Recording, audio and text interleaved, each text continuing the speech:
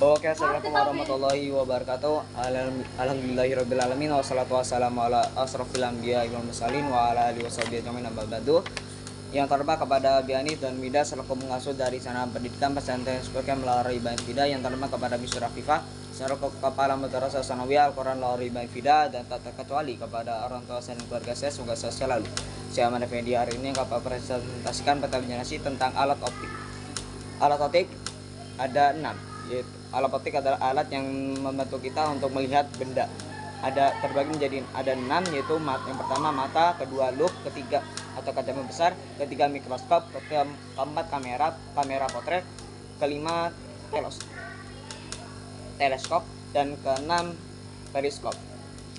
Kita membahas tentang mata. Mata adalah indera penglihatan yang sangat penting bagi manusia, dan kita akan belajar tentang bagian-bagian mata. Yang pertama ada kornea mata, yang dimana bertugas untuk melindungi mata bagian dalam.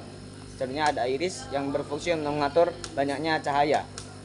Selanjutnya ada pupil yang menjadi tempat masuknya cahaya. Dan selanjutnya ada lensa mata, dan yang terakhir ada retina, yaitu tempat di mana di sana terbentuklah bayangan yang langsung dikirim, yang setelah itu dikirim ke saraf. Selanjutnya ada loop atau kaca besar yang biasanya digunakan oleh tukang jam tangan.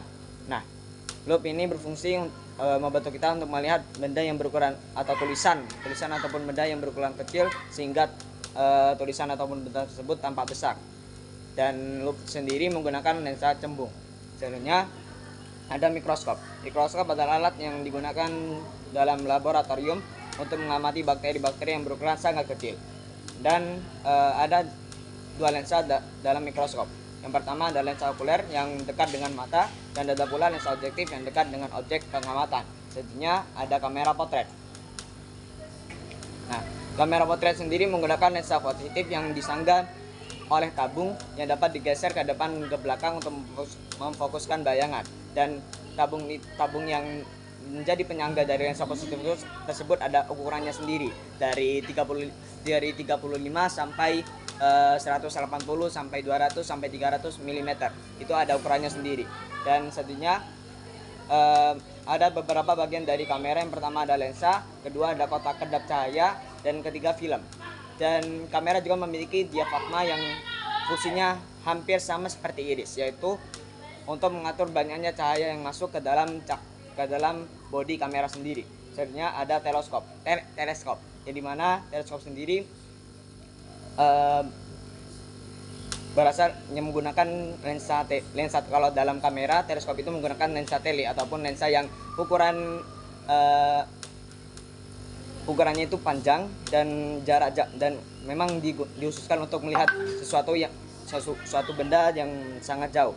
Nah, biasanya teleskop ini digunakan untuk melihat suatu benda yang berada di luar angkasa, sehingga benda yang kita lihat itu seperti dekat, bukan tidak jauh. Itu karena menggunakan teleskop. Selanjutnya ada periskop.